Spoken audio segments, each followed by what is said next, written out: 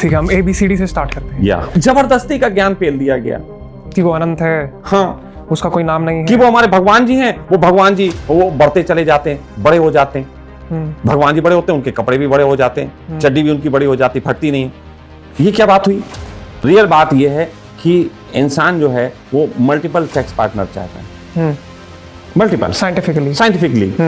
अब मल्टीपल तो पार्टनर समाज नहीं दिलवा सकता। आपने देखा सोते वक्त कभी मच्छर मारा हो तो एकदम सटीक मारता है आदमी, वो कॉन्शियस है। क्या ये कहना ठीक है कि मेमोरीज का कलेक्शन मन है? ये देखो, ये बहुत सूक्ष्म है। अगर मन पे ही चर्चा करें हम लोग सालों मन पे चर्चा कर सकते हैं। और जहां तक मुझे लगता है ज्यादातर जो लोग हैं, ज्यादातर हम मन में उलझे रहते हैं। मैं फिर आपसे कह रहा हूं, अभी आप देखो, मैं आपसे पूछूं आप विवेक हो? कम से कम इस दुनिया ने नाम दे रखा है। यस। तो ये आप थोड़ा यहाँ पे सोचा, ओ मैं तो विवेक नहीं। आज इंटरनेट में तुम कोई अपने मोबाइल में कैमरा फोटो खींच लो और तुम उसको डिलीट कर दो, तो तुम्हारे मुंह की मेमोरी में तो डिलीट हो गया। लेकिन एक अगर सही से कोई इंजीनियर हो तो उसमें से वो खोज के निकाल सकता है कि वो उसमें पड़ी हुई है। डिलीट असल में कोई डिलीट नहीं होता। नहीं। तो उसी तरीके से आपके चित्त में भी, डू यू थिंक, आपको लगता है कि इनलाइटनमेंट होता है कोई स्थिति, या वो लगातार बहने वाली कोई स्थिति है? क्योंकि स्पिरिचुअलिटी में इसके बारे में बार बार बोला जाता है। जो उन दुखियों को देख के कहती भैया हमें नहीं होना धार्मिक आर्मिक, हम अपने घर में ठीक है, अपने बच्चे अच्छे पैदा कर रहे हैं, अपने कमा खा रहे हैं, दुकान खोलो शाम को आओ। तो असल में 3 श्रेणी के लोग हैं। एनलाइटमेंट के गुण लेके पैदा होते हैं, जैसे हम कह रहे हैं ना, अवतरित होते हैं। और ये मेरी बातें बुद्ध के खिलाफ चली जाएंगी, महावीर के खिलाफ चली जाएंगी, ओशो के भी खिलाफ चली जाएंगी, क्योंकि इन सब का मानना है कि हम एनलाइटेड हो सकते हैं।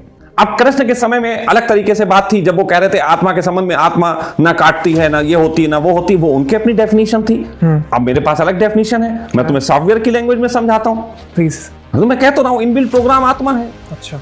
तो इससे पहले कि विवाह के लिए बढ़ो, ये जानो क्या वाकई में तुम विवाह मटेरियल हो, फिर तुम खुद निर्णय कर लो कि तुम्हें विवाह करना है कि नहीं करना है। कुछ लोगों को पूछ याद भी नहीं आएगी क्योंकि उनको दूध याद आएगा, कुछ लोगों को पूछ याद आएगी तो नहीं ले। हेलो लेडीज एंड जेंटलमैन, आज हम हैं विद वन एंड ओनली सखा हिमसेल्फ, और आज हम बहुत ही गहराई पे डिफरेंट टॉपिक्स के बारे में बात करेंगे। आपको ये पूरी पॉडकास्ट देखनी है। तो फिलहाल मैं आपको बता देता हूँ कि ये विवेक जी हैं, और अभी जिस तरीके से ये नई श्रृंखला शुरू हो रही है तो विवेक आए हुए हैं इसमें सेलेक्ट होके, और इनके कुछ प्रश्न हैं। और आप सब लोगों को जान लेना चाहिए कि जितने भी पॉडकास्ट अभी तक चलते हैं वो सारे पॉडकास्ट एक तरीके के बिजनेस बना के रखे हुए हैं, जिसमें वो किन्हीं गेस्ट को बुलाते हैं, उनसे पैसे लेते हैं और उनका प्रचार करते हैं, या फिर वो एक बस ऑरा क्रिएट करने के लिए कि ज़्यादा से ज़्यादा हिट चले जाएं, ऐसे काम करते हैं। तो हमारे यहाँ पॉडकास्ट का बिल्कुल भी ये मतलब नहीं है कि हम इससे धन कमाएं, ना ही इस पॉडकास्ट के माध्यम से जो है किसी का प्रमोशन किया जा रहा है। यहाँ पे शुद्धतम विचार रखने की बात है, और उतनी ऑनेस्टी के साथ जितनी ऑनेस्टी के साथ हम और आप इसको फील करते हैं, और कोशिश की जाएगी कि कुछ नए दृष्टिकोण रखने की जिसमें आप सीख सकें। तो आज विवेक हैं, मुझे पूरी उम्मीद है कि विवेक हम लोगों को वो क्वेश्चन देंगे जिससे आप लोगों को अस्तित्व के वो आंसर जानने को मिलेंगे जो थोड़े से नए हों। और मेरी नर्वसनेस से आप समझ ही गए होंगे कि मैं तो बिल्कुल पेड नहीं हूँ, क्योंकि अगर पेड होता तो एक्सपीरियंस वाला बुला। नहीं, पेड वाला यहाँ सीन नहीं है, कभी भी नहीं होने वाला है। यहाँ जितने भी लोग आएंगे वो सब बिल्कुल एकदम रॉ और अच्छे लोग होने वाले हैं। ठीक है, हम ABCD से स्टार्ट करते हैं। या तो अगर आपसे कोई पूछे, ठीक है आपका नाम सखा है, लेकिन आप असल में हो कौन? Who are you? सच कहें तो ये एक ऐसा आंसर है जिसका जवाब जो भी मैं दूं वो गलत होगा। तो मैं इसका फाइनली एक आंसर देता हूं जहां तक मुझे ठीक लगता है, तो ये है आई एम ओनली। मैं हूं, बस आई एम, मैं हूं केवल, है ना। मैं कौन हूं, क्या हूं, तो जितनी भी चीजें हैं ये मेरी बाहरी पहचान हो जाएंगी। देखो जीवन जो है ना, अगर आप मुझसे पूछो कि आप कौन है, मैं कहूंगा मैं सखा हूं। ठीक है, सखा कौन? तो मैं कहूंगा मैं किसी का पुत्र हो सकता हूं, या मैं किसी का शिष्य हो सकता हूं, या मैं कोई कंपनी का मालिक हो सकता हूं, या मैं कोई एम्प्लॉय हो सकता हूं। तो ये सभी पहचाने झूठी पहचाने हैं, क्योंकि ये किसी दूसरे की होंगी। और जीवन जो है वो बहुत बड़ा है ना। तो मैं कई बार कहता हूं कि शशांक से कुछ नहीं जन्मता, शशांक कुछ नहीं करता, शशांक कुछ नहीं है, बल्कि जीवन में हम जो भी करते हैं उससे जो पैदा हो रहा है वो शशांक है। तो सखा तो पैदा हो रहा है डे बाई डे, अभी तो पैदा होना बाकी है और पैदा होगा। तो इसीलिए मैं कहता हूं आई एम ओनली, मैं केवल हूं, और डे बाई डे मैं बढ़ रहा हूं, मैं पैदा हो रहा हूं। मतलब आपने पिन पॉइंट नहीं किया किसी चीज को कि यस, मैं किसी भी आइडेंटिटी को अपनी अंतिम आइडेंटिटी नहीं बता सकता, क्योंकि बहुत ही पहचाने हैं, बहुत पहचाने हैं। मैं अगर लंबे तल से कहूं तो हो सकता है कि इस दुनिया का पहला जो डीएनए कोड आया हो, जहां से मनुष्यता की शुरुआत हुई हो, मैं वहां से चल रहा हूं, उससे भी पहले चल रहा हूं। मैं पत्थरों के साथ भी रहा हूं, मैं पहाड़ों के साथ भी रहा, नदियों के साथ भी बहा हूं, सूरज के जन्म से पहले भी मैं था। तो फिर ये सब बातें तो इतनी गहरी हैं कि इनको समझना मुश्किल है, इसलिए मैं जस्ट आई एम। हो सकता है कि आपके अंदर बहुत से अनुभव ऐसे हों जिनके साथ मैं कभी खुद जीत चुका हूं, एज अ डीएनए पहले या और क्योंकि वो डीएनए में हम सब कुछ बहुत पहले से करते आ रहे हैं। ठीक है, मैं थोड़ी सी डेफिनेशंस जानना चाहता हूँ जो कंफ्यूजिंग सी है बड़ी, खासकर जो स्पिरिचुअल टीचर होते हैं उनके द्वारा। जैसे कि फॉर एग्जांपल जहां तक मुझे लगता है 3 चीजें होती हैं इंसान में, शरीर में, माइंड, मन और एक ऑब्जर्वर। तो क्या आप इन 3 चीजों को थोड़ा सा बताएंगे कि ये क्या होती हैं? देखो, अब जैसे आपने कहा माइंड, मन और ऑब्जर्वर, अब इसी को थोड़ा सा इसकी परिभाषाएं करनी पड़ेंगे, तो इसको थोड़ा सहज कर देते हैं। एक शरीर होता है और एक सोल होती है। ठीक है। कॉन्शियस, हमारे अंदर एक चेतना नाम की चीज है ना। ऑब्जर्वर, अब देखो चेतना जो है उसको बहुत समझने के लिए छोटी छोटी बातों से समझा जा सकता है। जैसे सामान्यतः अभी तक हम कॉन्शियस को जानते हैं। कॉन्शियस मतलब जैसे अभी हम बोल रहे हैं, हम कॉन्शियस हैं, हमने ऐसे ताली बजाई, दिस इज कॉन्शियस, ये मैं कॉन्शियस हूं। लेकिन चेतना थोड़ी सी और बात हो जाती है। आपने कभी देखा कि सेकंड के लाखवें हिस्से में भी अगर आपकी आंख में कोई तिनका जाने को होता है तो आंख बंद हो जाती। वो कॉन्शियस होके नहीं होती, कोई पीछे से है जो देखता है, सबकॉन्शियसली। आपने देखा सोते वक्त कभी मच्छर मारा हो तो एकदम सटीक मारता है आदमी, वो कॉन्शियस है। कभी को आप सो रहे हो, है ना, गहरी नींद में, और आपकी आंखें खोल के देखी जाए, अगर आपकी आंखें देखती होती तो उस समय क्यों नहीं दिखाई देता, यानी कि उस समय कोई पीछे सो गया है जो नहीं देख पा रहा। तो कॉन्शियस जो है बहुत अलग बात है ना। लेकिन फिर भी मैं कह रहा हूं कि हम उसकी थोड़ी सी पहचाने दे पाते हैं, थोड़ी सी बातें समझा पाते हैं। इसके बीच में एक चीज है जो कि माइंड, हमारी इंद्रियों के काम करने की प्रणाली, उनकी जरूरतें, उनकी सुख दुख, उनकी समस्याएं, और इन सब से मिलके एक बना है जिसको हम मन बोलते हैं।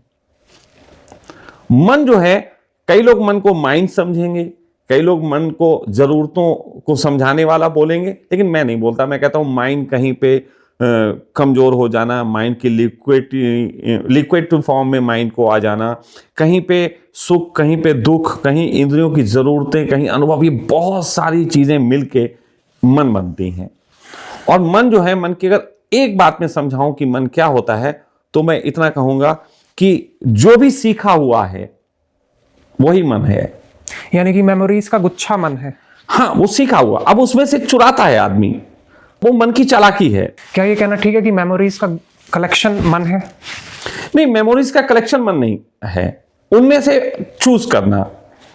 देखो, जैसे मैं कहूं कि खाने का टेबल जो है वो मन नहीं है। मन है कि मैं क्या खाऊंगा, और उसने वो पहले की मेमोरीज के हिसाब से चूज किया है। यस, उसके पास इंफॉर्मेशंस हैं, कुछ चीजें हैं कि ये खट्टा लगता है, ये नहीं चाहिए, ये नहीं चाहिए, इसमें ये है।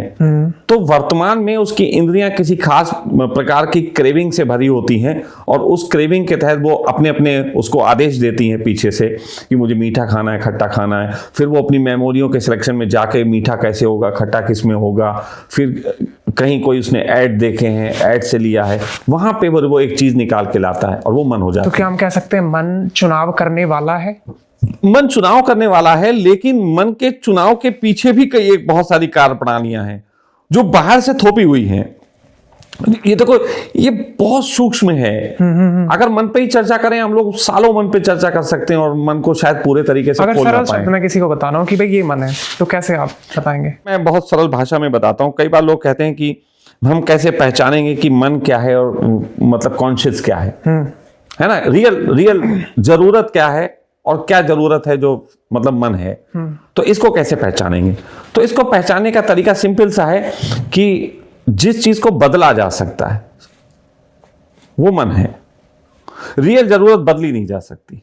जैसे मैं कहूं कि आप समोसा खाने की आपको भूख लगी आप समोसा खाना चाहते हैं। मैं कहूंगा समोसा नहीं मिल सकता भाई, छोले भटूरे मिल सकते हैं। अब आप बोलो नहीं मिल सकता, भूख लगी, चलो छोले भटूरे खा लेते हैं। तो ये सब मन है, समोसा मन है, छोले भटूरे मन है, ब्रेड मन है, लेकिन भूख से कोई समझौता नहीं हो सकता। भूख तो है, भूख वास्तविकता है। अब इसी की जगह दूसरी बात कहें कि मजनू जो है उसके लिए लैला जो है वही सब कुछ है। कोई से कहे लैला के बदले में दूसरी ले लो, वो कहेगा नहीं लेते। तो लैला मन नहीं है फिर, क्योंकि वो बदली नहीं जा सकती। बिल्कुल, जो चेंज नहीं हो सकता, कोई कॉन्शियस की बात होगी। जो चंचल है वो मन है, बदलता रहता है। नहीं, चंचलता इज डिफरेंट। अच्छा, चंचलता डिफरेंट चीज है, मन थोड़ी अलग बात है। अच्छा, मन के बाहर भी कुछ है? नहीं, मन देखो, क्योंकि मन जो है ना, मन किन्हीं चीजों से निर्मित हुआ है कि जैसे कि शरीर है, शरीर पैदा हुआ है तो इसके साथ कुछ चीजें आई हैं। उसी तरीके से मन कुछ स्मृतियों के गुच्छे और जानकारियों के साथ वो आया तो है, लेकिन वो उसका अपना कोई वजूद नहीं है। वो आपके वजूद से ही अपने वजूद को बना के रखता है। ऐसा समझो कि मन की स्थिति ऐसी है कि वो किसी फैक्ट्री में काम करता है और उसने गांव में खबर कर रखी कि मैं फैक्ट्री का मालिक हूं। और गांव का कोई आदमी आ जाता है तो उसे फैक्ट्री ऐसे घुमाता है जैसे कि वो उसी की हो, है उसकी नहीं। जैसे फैक्ट्री में काम करने वाला नौकर जो है वो अपने आप को मालिक समझने लगे, ऐसी ही मन की स्थिति है। जहां तक मुझे लगता है ज्यादातर जो लोग हैं, जैसे मैं भी इंक्लूडेड, ज्यादातर हम मन में उलझे रहते हैं। मैं फिर आपसे कह रहा हूं, अभी आप देखो, मैं आपसे पूछूं आप विवेक हो? कम से कम इस दुनिया ने नाम दे रखा है विवेक। यस।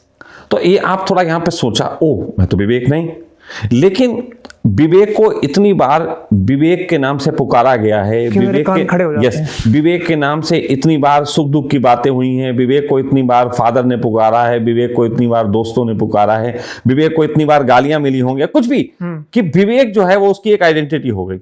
अब लाखों की भीड़ में मैं एक आवाज दूं विवेक, तो विवेक उसमें कई हो सकते हैं, और जितने भी विवेक होंगे सब मुड़ के देखेंगे। जबकि मैं तो विवेक को बुला रहा, मैं तुम्हें भी नहीं बुला रहा, मैं किसी विवेक को बुला रहा, लेकिन क्योंकि वो विवेक तुम अपने को समझते हो इसलिए तुम पलट के देख लोगे। तो अब यह क्या है भी और नहीं भी है। आप पैदा हुए, विवेक तो नहीं पैदा हुआ था, विवेक तो आपके बाद आया ना, लेकिन आपके साथ ही ऐसा जीता है कि बिल्कुल भी आपसे पृथक नहीं है। तो मैं ये जानना चाहता हूं कि हम मन में उलझे रहते हैं, क्या ये आप सही बोलोगे इस बात को अगर मैं ये कहूं कि इंसान मन में उलझा रहता है? मैं फिर कह रहा हूं, आप ही मन हो, विवेक ही मन है।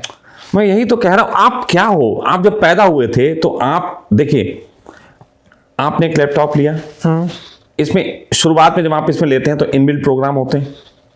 इनबिल्ट जब प्रोग्राम होते हैं उसमें, तो उसके बाद उसके ऊपर आप सॉफ्टवेयर डालते हैं।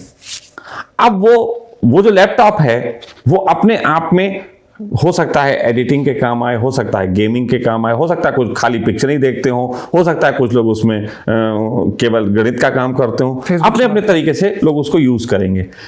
क्या लैपटॉप तो मन नहीं था ना, वो नहीं था, नहीं, उसमें हमने क्या सॉफ्टवेयर डाले उससे ही उसकी आइडेंटिटी बन गई। तो विवेक जब पैदा हुए थे तुम विवेक नहीं थे, तुम कुछ इनबिल्ट प्रोग्रामों का जोड़ थे।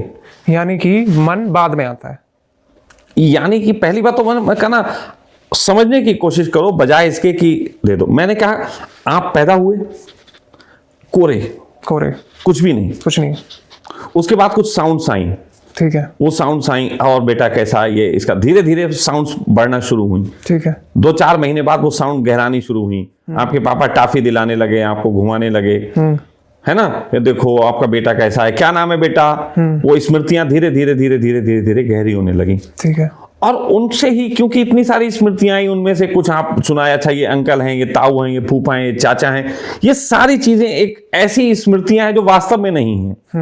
क्योंकि रियल में तो आप केवल एक ब्लैंक एक हो जो कुछ भी नहीं है, उसके बाद उसमें सब लिखा गया, और फिर आप इसी को मान के पूरी जिंदगी जीते रहोगे, और फिर आप मर जाओगे। अब अगर फिर दोबारा भी आपका जन्म हो, फिर आप कोरे पैदा होगे, तो आप विवेक नहीं होगे, फिर आप हो सकता सुधीर नाम हो जाए, फिर आपका नाम कुछ और हो सकता है, सुशांत हो जाए, हाँ कुछ भी हो सकता है। कहने का अर्थ यह है, ऐसे ही ना जाने कितनी बार हम लोगों ने कितने जन्मों में कितनी आइडेंटिटियों के साथ अपनी जिंदगी गुजारी है, और वो सब मेमोरी का कलेक्शंस जो है वो हमारी चेतना में इकट्ठा है। जिसको हम अवचेतन मन कहते हैं। भाई एक तो मन हो गया जो हमारे इस जन्म का है, और एक अचेतन मन होता है। अचेतन मन क्या होता है उसको भी समझ लें। जैसे एक इंफॉर्मेशन है कि तुम्हें सखा की इंफॉर्मेशन है। अब जैसे सखा को देख रहे हो तो तुम सखा के साथ बातें कर रहे हो, तुम्हें याद रहेगा। लेकिन इसी को देखते वक्त पीछे भी कुछ चीजें रखी होंगी, बुक्स वगैरह, वो भी तुम्हारे आंखों के फ्रेम में तो जा रही हैं, लेकिन वो तुम्हें राइट नाउ उसके बारे में कोई विचार नहीं है, क्योंकि तुम मुझसे बात कर रहे हो। लेकिन रात को जब तुम सो जाओगे तो वही बुक्स जो कि अचेतन में पड़ी हुई हैं, फोटो तो ले लिए थे, तो रात को जब फिल्म धुलेगी, पूरी सफाई होगी, तो वही चीजें तुम्हारी सपने बनेंगे। तो एक तो चेतन मन हो गया जो दिन में काम करता है, जिसमें तुम नाम, जिसमें आइडेंटिटी, जिसमें भोजन, जिसमें खान पान, ये सब, ठीक है। तो ये तो मन हो गया। फिर एक अचेतन हो गया, और अचेतन मन हो गया जो हमने बताया कि जो चीज आप सीधे सीधे नहीं देख पाते लेकिन स्टोर होती रहती है, डाउनलोडिंग होती रहती है। और एक है कि आपने जितने भी जन्मों में जो जो देखा, जाना, सुना, समझा है, वो भी एक हार्ड डिस्क में है। जैसे कहते नहीं, आज इंटरनेट में तुम कोई अपने मोबाइल में कैमरा फोटो खींच लो और तुम उसको डिलीट कर दो, तो तुम्हारे मुंह की मेमोरी में तो डिलीट हो गया, लेकिन एक अगर सही से कोई इंजीनियर हो तो उसमें से वो खोज के निकाल सकता है कि वो उसमें पड़ी हुई है। डिलीट असल में कोई डिलीट नहीं होता। नहीं। तो उसी तरीके से आपके चित्त में भी एक शब्द है, एक मन, एक अचेतन मन, और एक होता अवचेतन मन। अवचेतन मन में कुछ भी डिलीट नहीं हुआ है, वहां सब पड़ा हुआ है। जैसे कि एक बच्चा छिपकली से डरता है, पहले से कभी कुछ हुआ, मैं फिर कह रहा हूं वो अवचेतन मन में है। अब अवचेतन मन कितना स्ट्रांग है, वो हर एक की अपनी मेमोरी, अपने जीवन जीते वक्त घटनाओं पे आधारित होता है कि कितनी घटना कितनी डेंसिटी के साथ घटी थी, कि वो अवचेतन में अभी भी पड़ा हुआ है और आपके जन्मों जन्मों आपका पीछा नहीं छोड़ता। तो ये चीज होती है उसमें। Next question, do you think, आपको लगता है कि इनलाइटनमेंट होता है कोई स्थिति, या वो लगातार बहने वाली कोई स्थिति है? क्योंकि स्पिरिचुअलिटी में इसके बारे में बार बार बोला जाता है। असल में एनलाइटनमेंट को अपने तरीके से हर समय अलग अलग नाम दिए गए। कभी को किसी ने मोक्ष भी कहा, किसी ने ज्ञान कहा, है ना, किसी ने एनलाइटमेंट, किसी ने बुद्धत्व कह लिया, किसी ने सतोरी कहा। तो सब अपने अपने तरीके के नाम हैं, लेकिन इसको मैं थोड़ा सा अलग तरीके से इसको देखता और समझता हूँ। आज के समय में मेरा मानना है कि दुनिया में 3 तरीके के लोग हैं। पहले तरीके के जो लोग हैं, जिनको अवतार कहा जाता है, बहुत अच्छा शब्द है।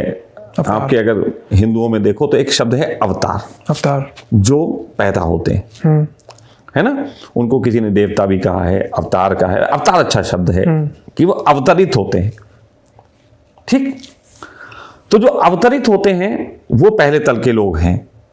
जो पैदा होते हैं वो संसार को बढ़िया बनाने के लिए, बढ़िया कुछ करने के लिए काम करते रहते हैं, और वो उनकी प्रोग्रामिंग इस प्रकार की होती है कि उन्हें कोई सुख दुख से फर्क नहीं पड़ता। कोई उन्हें सूली दे दे, कोई उन्हें जहर पिला दे, वो तब भी अपने ही काम में लगे रहते हैं। लोग उन्हें कितनी गालियां दे दें, तो वो अवतार होते हैं, ठीक है। अब अवतार जब जीते हैं तो उनसे देख के बहुत सारे लोग प्रभावित होते हैं। तो जो प्रभावित होते हैं वो असल में साधक होते हैं, ठीक है। वो सोचते हैं हम इन जैसे हो जाएं। लेकिन क्योंकि अवतार तो अवतरित हुए हैं, उनके अंदर तो वो इनबिल्ट प्रोग्राम है। जैसे कि कोई कंपनी ऐसा एक वो निकाले लैपटॉप, जिस लैपटॉप में पहले से ही सारे सॉफ्टवेयर पड़े हुए हों, कि गुड सॉफ्टवेयर पहले से ही उसमें है और बैड वो लेती नहीं, है ना। मतलब उसकी इनबिल्ट प्रोग्राम में ही वो प्रोग्राम है। ऐसे भी तो बनाए जा सकते हैं। तो समझ लो अवतार वैसे ही होते हैं कि उनकी प्रोग्रामिंग ही वैसी होती है कि वो एक हटके ही बात करते हैं, हटके ही जीते हैं, हटके ही सब कुछ उनका होता है। तो उससे 2 तरीके के लोग होते हैं। एक वो होते हैं जो उनसे नाराज होते हैं क्योंकि वो उनसे मैच नहीं करते, और दूसरे वो होते हैं जो उनसे प्रभावित होते हैं। तो जो प्रभावित होते हैं वो उनके पीछे चल के उन जैसे होने की कोशिश करते हैं, साधक। हाँ। अब जाहिर सी बात है वो उनसे पूछते हैं आप ऐसे क्यों हो, तो वो क्या बताएं, क्योंकि कुछ तो बताना पड़ेगा। अब जैसे कोई मुझसे पूछे आप ऐसे क्यों हो, तो मैं कहूं मैं ऐसा हूं, तो अब हूं का कोई बड़ा मुश्किल है जवाब देना। तो फिर देना पड़ता है, नहीं बेटा हम ये करते हैं वो करते हैं। तो वो बहुत सी बातें आती हैं, और सामने वाला भी चाहता है कि जो दिख रहा है वही बिक रहा है, तो वो भी देखते हैं कि इन्हें ये किया, सखा जी पॉडकास्ट कर रहे हैं, तेरे को सखा जी सखा आश्रम चला रहे हैं, इस तरीके से लोग देखते हैं। तो वो जो होने की कोशिश करते हैं उनमें से 1-2% होते हैं जो हो ना पाए लेकिन फिर भी आनंदित होते हैं, वो उस होने के प्रयास में आनंदित रहते हैं। कुछ लोग होते हैं नहीं जो अपने काम में जुनूनी होते हैं, तो 100 में कोई, 1000 में, लाख में कोई एक आध शिष्य ऐसा पहुंच जाता है उनके पास जो वो जुनूनी में मजे लेता है, उसे कोई लेना देना नहीं होता है कि सफर में मजा आता है, सफर में मजा आता है। लेकिन बाकी ज्यादातर लोग दुखी होते हैं।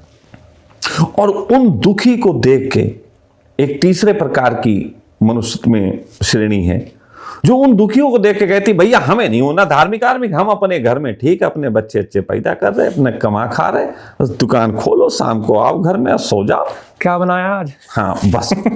तो उनको इतने से लेना देना है। तो असल में 3 श्रेणी के लोग हैं। अब इसमें आता है एनलाइटमेंट, जो आपने पूछा। तो मैं फिर कह रहा हूं, एनलाइटमेंट के गुण लेके पैदा होते हैं, जैसे हम कह रहे हैं ना अवतरित होते हैं। तो एनलाइटमेंट अवतरण है। और ये मेरी बातें बुद्ध के खिलाफ चली जाएंगी, महावीर के खिलाफ चली जाएंगी, ओशो के भी खिलाफ चली जाएंगी, क्योंकि इन सब का मानना है कि हम एनलाइटेड हो सकते हैं। क्योंकि हो नहीं सकते, आप होके ही पैदा हुए। मेरा मानना यह है कि आप एनलाइटमेंट के गुण लेके पैदा होते हैं। जैसे कि आप लैपटॉप में लेके पैदा हो गए, आप अपने उसमें सारे इनबिल्ट प्रोग्राम हैं, उन प्रोग्रामों में एक एनलाइटमेंट का भी प्रोग्राम है और वो अपने समय पे एक्टिवेट हो जाएगा। अब वो जिस वक्त एक्टिवेट होता है तब आप चांद तारे देख रहे होते हैं या कुछ कर रहे होते हैं, अब वो एक्टिवेट हो जाता है किसी भी क्षण, है ना। किसी का टट्टी फिरते हो गया, किसी का पैर से गिर के हो गया, किसी का कैसे हो गया, बहुत तरीके के लोग हैं। तो ये एक्टिवेट हो गया उस वक्त पे, अब वो एक्टिवेट हो गया। अब बाकी लोग वो प्रयास करते रहे, बुद्ध की तरह बुद्ध पूर्णिमा पे बैठ के तुम देखते रहो, वो एक्टिवेट हो ही नहीं रहा क्योंकि तुम्हारे अंदर वो प्रोग्राम ही नहीं है। लेकिन अब बुद्ध से कहो तो बुद्ध समझाते हैं कि तुम भी जग सकते हो जब हम जगे थे। लेकिन सच बताएं, बुद्ध को भी बहुत समय बाद ये समझ में आया होगा कि हम प्रयास से नहीं जगे थे, हमारे अंदर प्रोग्राम था जो एक्टिवेट हो गया था अप्रयास से। मैं वही कह रहा हूं कि वो प्रयास से नहीं हुए थे, वो बस वो प्रोग्राम की वजह से एक्टिवेट, वो प्रोग्राम एक्टिवेट हो गया, वो जग गए। वो गुण कौन कौन से होते हैं? मैं फिर कह रहा हूं, आप मुझसे गुण पूछ रहे हो तो ये फिर वही बात कर रहे हो कि मैं तुम्हें गुण बताऊं और वही तुम गुण बनाने लग जाओ और सोचो हम जग जाएं। मैं फिर कह रहा हूं, ये गुण नहीं होते। आप बताओ महावीर में कौन से गुण थे, क्या वो गुण उसमें थे? मतलब ये उसे ही पता लगेगा जो जिसमें वो फूल जाएंगे। देखो, गुण जो हैं 2-4 लोगों ने पकड़े हैं कि वो सामान्य से होते हैं। एक तो वो गुण है ज्ञान का, कि ऐसे लोग ज्ञान को उपलब्ध होते हैं और वो कहीं भी अपने प्रश्नों को लेकर नहीं घूमते। एनलाइटमेंट को लाइट से जोड़ा जा सकता है कि जीवन प्रकाशमय हो गया, अब हम अंधेरे में नहीं हैं। ये एकमात्र गुण है जो पाया जाता है। इसका मतलब क्या है इस बात का? किस बात का? कि जीवन अंधेरे में नहीं है। जीवन अंधेरे में नहीं है मतलब कि मैं अपने क्वेश्चनों को आंसर नहीं ढूंढता फिर रहा हूं। मिल गए हैं सारे आंसर मिल गए हैं, छोड़ दो। अब उसको कुछ लोग जैसे ओशो से पूछोगे तो ओशो कहेंगे मेरे आंसर नहीं मिले लेकिन मेरे क्वेश्चन गिर गए, वो इस तरीके से बात करेंगे। और मेरे से अगर आप पूछो तो मैं ये कहूंगा कि मैं एक प्रकार से ऐसे इंटरनेट से जुड़ गया हूं कि अगर आप मेरे पास कोई क्वेश्चन आता है तो वो इंटरनेट में डालने से उसका आंसर भी तुरंत आ जाता है। अब इसे क्या कहोगे? मैं कह रहा हूं कि मेरे पास क्वेश्चन, अगर कोई समस्या आएगी तो उसका समाधान होगा। अब जैसे यही बुद्ध से पूछो जाके तो बुद्ध कहते हैं जीवन दुख है, दुख का कारण है, कारण का निवारण है। तो वो हर चीज का कहते हैं कि अगर दुख है, कारण है तो उसका निवारण भी होगा। तो अगर समस्या है तो समाधान भी होगा, अगर क्वेश्चन है तो आंसर भी होगा। तो एक लोग वो होते हैं जिनको प्रयास करने पड़ते हैं और एक ऐसे प्रोग्रामिंग होती है कि जिनके क्वेश्चन उठते हैं उधर आंसर आ जाते हैं। आप क्या नाम देते हो एनलाइटनमेंट को? मैं नाम ही नहीं देता यार। पहली बात तो मैं कहता हूं यार एनलाइटमेंट के चक्कर में ना पड़ो, उतना ही अच्छा है। ये दुनिया ने एनलाइटमेंट के नाम पे कितना उपद्रव काटा हुआ। लेकिन चलो एनलाइटनमेंट नाम छोड़ देते हैं। ये बात कि मेरा जो जीवन है वो अब अंधेरे में नहीं है, इस स्थिति में अकॉर्डिंग टू यू सब लोग तो नहीं आ पाएंगे क्योंकि वो प्रोग्रामिंग सब में नहीं है। मैं सीधी सी बात कह रहा हूं, देखो बात समझो। मैं कह रहा हूं कहीं से अवतार आते हैं, कोई एक सर्कल है। इस सर्कल में यहाँ पे अवतार हैं, ये नीचे आते हैं, यहाँ काम करते हैं, इनको देख के कुछ लोग प्रभावित होते हैं, वो साधना करते हैं। उनमें से कुछ एकाध होते हैं जो बहुत अच्छी स्थिति में उनके प्रेम में रहते हैं। हो सकता है कि वही लोग उस गुण को उपलब्ध हो जाते हो फिर मर के, और फिर उनको भेजा जाता हो कि अब कि तुम चले जाओ। अब जो मैं कह रहा हूं कि अवतार की मैं बात कह रहा हूं, तो हो सकता है कुछ लोगों को मेरी बातों से लगे कि इसका मतलब आप बता रहे हो कोई स्वर्ग जैसी जगह है जहां से भेजे जाते हैं। नहीं, मैं वो बात नहीं कर रहा। मैं कह रहा हूं कि जो इन्होंने काम किए, जैसे किसी ने कोई अच्छे काम करता रहा, तो ज्योतिष के आधार पे मैं इसको ऐसे बता रहा हूं कि यदि आप धीरे धीरे अपने ग्रहों को अच्छा करते रहे तो एक समय ऐसा हो सकता है कि आप एक ऐसा जन्म लो जिस जन्म में आपके 6-7 ग्रह उच्च के हों, और वो इतने बढ़िया काम कर रहे हों आपके, या फिर 1-2 भी हों तो वो इतने अच्छे कर रहे हों कि बाकी ग्रह आपको तंग ना कर रहे हों। तो आप अपने जीवन में इतना प्रकाशमय जीवन जी के जा सकते हो कि लोग हैरान हो सकते हैं। तो मैं असल में बात यही कह रहा हूं कि है तो सब कर्मों का खेल, क्योंकि एक जो साइकिल है ना, जिसको लाइफ साइकिल बोलते हैं, वो यही है, वो कहीं बाहर नहीं है। वो इसी हो सकता है कि इसी सोलर सिस्टम में हो सकता है इसी मिल्की वे में हो, इसी ब्रह्मांड में भी हो सकता है, लेकिन वो है साइकिल यही। वो साइकिल यहीं घूमता रहता है, और उसी साइकिल में हमको जो करते रहते हैं, हमारी वो अवचेतन में इकट्ठा होता रहता है। वो अवचेतन की कुछ फिल्ट्राइजेशन होती है जिससे हमारे ग्रहों पर प्रभाव पड़ता है। फिर हम जब पैदा होते हैं तो उसी तरीके के ग्रह एक्टिव होते हैं। ये बड़ा एक लंबा सर्किल है। और सच बात तो यह है कि इन सब बातों को मैं करना भी नहीं चाहता। लोग मुझसे इन सब बातों पर प्रश्न कर लेते हैं, लेकिन मैं खुद अपने तरीके से कहूं तो मैं कई बार कहता हूं कि मैं एक पेड़ का पत्ता हूं। आप ज्यादा से ज्यादा मुझसे मेरे बारे में पूछिए, या मेरे पत्ते के निकट कुछ पत्ते हैं, मैं उनके बारे में बता सकता हूं, लेकिन मैं इतने विशाल पेड़ का एक छोटा सा पत्ता हूं, मैं पूरे पेड़ के बारे में नहीं बता सकता। अगर मानते हैं इस शरीर को जिसमें आप बैठे हुए हो अभी, इसमें कोई पीड़ा होती है, तो आपका नजरिया कैसा होता है कि ये पीड़ा मुझे हो रही है, या फिर बस इस शरीर को हो रही है, या फिर क्या? नहीं, देखो असल में क्या है, पीड़ाओं की भी एक चीज है कि एक पीड़ा हो रही है जिसका समाधान है। जैसे मैं फिर बुद्ध की बात कहूंगा, बुद्ध का जीवन दुख है, दुख का कारण है, कारण का निवारण है, निवारण का प्रयास करो। अब फिर आगे की बात मैं जोड़ रहा हूं। अब उस प्रयास करने में अगर तुम्हें ऐसा लगे कि इसका कोई भी निवारण नहीं हो सकता क्योंकि इसका कारण ही ढूंढे नहीं मिल रहा है, तो स्वीकार करो। हाथ में है तो कर लो, नहीं है तो स्वीकार कर लो। बिल्कुल भाई, जैसे आप कोई भी काम करते हैं तो उस काम को करते वक्त आपके 100% एफर्ट के बाद भी कभी कभी कोई काम हो नहीं पाता। तो टेक्निकली, कई बार टेक्निकली चीजों में भी ऐसा होता है कि आप 100% एफर्ट दे दिए, उसके बाद भी नहीं हो रहा है, तो इसका मतलब नहीं होना है। एक्सेप्ट कर लो यार, खत्म करो, दूसरे रास्ते से चलो। तो आपके सारे सवाल गिर गए हैं, या फिर आप ये कहेंगे कि नहीं, मैंने बार बार कहा मेरे सवाल गिरने का ना गिरने का सवाल नहीं। अच्छा मुझे एक बात बताओ, जैसे गूगल है भाई, गूगल के पास सबसे ज्यादा आंसर है। अब मान लो चैट जीटीपी आ गया या और आ गए, इनके पास सबसे ज्यादा आंसर है, क्योंकि जितना भी कुछ हो सकता है इंटरनेट गलत भी दे देते, जो मैं फिर कह रहा हूं, गलत और सही की बात नहीं कर रहा हूं, कहने का अर्थ है इनके पास सबसे ज्यादा आंसर है ना। तो यदि आपके पास इनका सोर्स हो जाए और आपके पास क्वेश्चन उठे तो आप इनसे पूछ लोगे। सही गलत की तो बात की बात है, आप पूछ तो लोगे ना। भाई आसमान में कितने तारे, बच्चे को बताओ जितने सर में बाल तुम्हारे, बच्चा तो सेटिस्फाई हो गया। हकीकत में तो वो उतने नहीं होते। लेकिन अब यही देखो, एक बड़ा अच्छा सा इसको समझा देता हूं कि एक बार एक बच्चे ने पूछा अपने पिता से कि आसमान में कितने तारे। पिता ने कहा जितने सर में बाल तुम्हारे। क्योंकि अबोध बालक प्रश्न बड़ा कर लेते हैं लेकिन उतने बड़े उत्तर नहीं ले सकते। तो बाप वही अच्छा है जो समझदारी के साथ उन्हें उत्तर दे जिसमें वो सेटिस्फाई हो जाए। उत्तर का एक ही अर्थ होता है सेटिस्फाई। कोई भी उत्तर आखिरी उत्तर नहीं होता। ये थोड़ा सा आगे चल के गड़बड़ी नहीं कर देगा? मैं वही तो बताने जा रहा हूं। क्या विज्ञान ऐसा नहीं कहता है कि हमारी कोई भी खोज अंतिम खोज नहीं, इसके बाद भी हो सकती? हाँ। तो क्या विज्ञान गड़बड़ी कर रहा है? नहीं। तो फिर इसमें भी गड़बड़ी क्यों मान रहे हो? लेकिन समझो बात को, बच्चा उस समय तो सेटिस्फाई हो गया, अपने काम में लग गया, पढ़ाई में लग गया, वरना वो गिनता रहता। उसने कहा बाल इतने गिने नहीं जा सकते, तो छोड़ो यार, मान लिए पिता की बात कि इतने ही होते होंगे। लेकिन वही बच्चा बड़ा हो गया, वैज्ञानिक बन गया। उसने सारे बाल काटे और गिने और उसने कहा नहीं यार, तारे तो इससे ज्यादा हैं। फिर वो पहुंचा अपने ऑफिसर के पास, नासा में हो गया। नासा में जाके उसने नासा के वैज्ञानिक से कहा, उसने कहा आसमान में कितने तारे? तो नासा ने मालूम क्या जवाब दिया? अनगिनत। उसने कहा जितनी समुद्र में रेत के कण। बात वहीं की वहीं। अब गिनो जाके। 1 2। तो बात थोड़ी समझने योग्य है। क्वेश्चन के आंसर का प्रयोजन क्या है?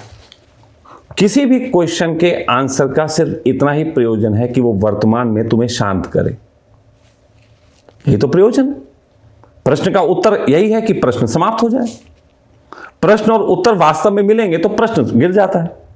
लेकिन ये हर जगह सही नहीं बैठता ना। मैंने फिर सही कहां बैठने को कहा? डेवलपमेंट का तो हिस्सा है ना।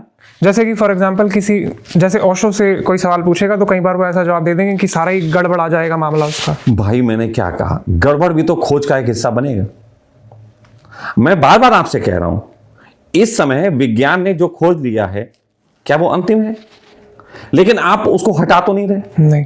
अभी हम मोबाइल तो यूज कर रहे हैं, हम अपने कैमरे तो यूज कर रहे हैं, ये भी हिस्सा है। कैमरे तो इससे आगे और भी अच्छे आएंगे। तो क्या हम सबसे अच्छे वाले के इंतजार में बैठे रहे या चले यहां से? अभी इसी में संतुष्ट रहते हैं, आगे जो आएगा उसे स्वीकार कर लेंगे। स्वीकार करेंगे या उसके साथ काम करेंगे। हाँ। तो जब तक तुम्हें अभी के उत्तर से बड़ा आंसर ना मिल जाए तब तक तो इसी के साथ जियोगे ना। मतलब मैं ये समझ पा रहा हूं कि आप ये कह रहे हो कि जितना सामने वाला स्वीकार करने की क्षमता रखता है। सामने वाले की स्वीकार की गई बाद में, वो गया तेल लेने, पहले अपनी बात करो। ठीक है। अगर तुम्हारे पास एक गैजेट सबसे अच्छा अभी का बना हुआ, एप्पल का 16 फोन इस समय सबसे टॉप पे बना हुआ है, तो मैं उसे भोगूंगा। तो उसी को तो भोगोगे जब तक 17 नहीं आया। बिल्कुल। या 17 के चक्कर में तुम 16 नहीं लोगे। नहीं, ऐसा तो नहीं है। तो नहीं देता। तो उसी तरीके से जो आंसर तुम्हें मिल रहा है वर्तमान का तो वही आंसर है। अब कृष्ण के समय में अलग तरीके से बात थी, जब वो कह रहे थे आत्मा के संबंध में, आत्मा ना काटती है, ना ये होती है, ना वो होती, वो उनकी अपनी डेफिनेशन थी। अब मेरे पास अलग डेफिनेशन है, मैं तुम्हें सॉफ्टवेयर की लैंग्वेज में समझाता हूं। प्लीज। तो मैं कह तो रहा हूं इनबिल्ट प्रोग्राम आत्मा है। अच्छा। बाकी उसके ऊपर जितने सॉफ्टवेयर पड़े वो मन। ठीक है। बस आत्मा लेकिन अलग अलग नहीं है ना। इंफॉर्मेशन इज डिफरेंट, आत्मा इज सेम। सारे लैपटॉप एक हो सकते हैं, उनके अंदर प्रोग्राम डिफरेंट हो सकते हैं। आत्मा वैसे अनंत है। मैं आत्मा को इनबिल्ट प्रोग्राम बोल रहा हूं। ठीक है। किसी भी सिस्टम का इनबिल्ट प्रोग्राम आत्मा है। लेकिन सिस्टम्स अलग अलग हैं। फिर भी बात है, सिस्टम अलग अलग हैं लेकिन उनके इनबिल्ट प्रोग्राम तो सेम है। अब उसके ऊपर सॉफ्टवेयर अलग अलग हैं तो वो मनुष्य अलग अलग हैं। अब हमने एप्पल का फोन ले लिया, लेकिन हम उससे केवल फोटो खींचते हैं, और कुछ लोग एप्पल के फोन से सारे सॉफ्टवेयर का सब काम कर लेते हैं। अब ये तो वो है कि कौन कितने सॉफ्टवेयर को यूज कर रहा है। अब हम कोई कहेगा आपके पास है तो आपको केवल फोटो खींचना आता है, और वो है वो ये भी कर लेते हैं। तो ये तो ऊपर का डिफरेंस है। गैजेट तो दोनों के पास सेम है। ठीक है। एक थोड़ा सा बचपने वाला सवाल पूछता हूं कि अकॉर्डिंग टू यू ईश्वर या गॉड क्या है? मैंने पहले भी आपसे कहा कि मैं पता हूं। वास्तविक बात यह है कि आप जो है मुझसे उतना ही पूछ ले तो बहुत बढ़िया है। अगर मैं उसके अलावा जितनी भी बातें कहूंगा सब फिलोसफिकल होंगी। तुम बच्चों वाला सवाल कर रहे हो, ये नई बात नहीं है। भगवान के संबंध में जितने भी सवाल आज तक किए गए हैं सब बचकाने सवाल हैं, और उसके जिन्होंने भी आंसर दिए बचकाने आंसर हैं। उसके संबंध में आंसर नहीं दिए जा सकते। आप सिर्फ पत्ते की बात करेंगे क्योंकि आप पत्ते हो। यही यथार्थ है। मैं भी लंबी लंबी छोड़ दूं वरना सारा फिलॉसफी में चला जाएगा। सब फिलॉसफी ही तो है। यथार्थ में कहां है भाई? सारा तो आदमी का जबरदस्ती का ज्ञान पेल दिया गया कि वो अनंत है। हाँ, उसका कोई नाम नहीं है। कि वो हमारे भगवान जी हैं, वो भगवान जी वो बढ़ते चले जाते हैं, बड़े हो जाते हैं। भगवान जी बड़े होते हैं, उनके कपड़े भी बड़े हो जाते हैं, चड्डी भी उनकी बड़ी हो जाती, फटती नहीं है। ये क्या बात हुई? इस तरीके की देखो, मैंने क्या कहा, आपने तो फिर भी बहुत ईमानदारी दिखाई जब आपने कहा कि मैं आपसे एक बचकाना सवाल पूछता हूं। लेकिन मैं आपसे ईमानदारी से कह रहा हूं, आज तक जिसने भी भगवान के संबंध में सवाल पूछे बचकाने ही पूछे हैं, और उसके आंसर भी बचकाने ही हैं। जैसे सर में बाल कितने, शायद उन्होंने सोचा होगा कि इस जवाब से शायद सामने वाले को शांति मिल जाए, इसलिए दे देते। मैं क्या कह रहा हूं, अभी बात हुई ना, बच्चे ने बड़ा अच्छा क्वेश्चन किया कि आसमान में कितने तारे। वही बड़ा ज्ञान का क्वेश्चन है, कितने तारे, लेकिन आंसर तो नहीं समझ सकता, तो जितने सर में बाल तुम्हारे। शायद जिन्होंने जवाब दिया था वो सब। तो शायद लगा के मुझसे बात नहीं होगी। ये पॉडकास्ट शायद के लिए नहीं है, यथार्थ की बात करो। यहां यथार्थ अब होगा। ये पॉडकास्ट तमाशेगिरी के लिए नहीं है कि हम अच्छी अच्छी रीलें नहीं निकालनी है। तो आप शायद की बात मत करो, आप अपने अंदर से बात करो कि क्या उस फिलॉसफी से सहमत होते हो। ये फालतू की भगवान की फिलॉसफियां दे रखी हैं। ईमानदारी की बात तो यह है कि वर्तमान में तुम्हारी जरूरत क्या है, उसकी बातें होनी चाहिए। आदमी भगवान की बात कर रहा है और मैं करूंगा कि भगवान आके मंदिर में खड़ा हो जाए ना कि हम आ गए, रुको, जाते कहां हो, तो कहेंगे भैया दुकान खोलनी।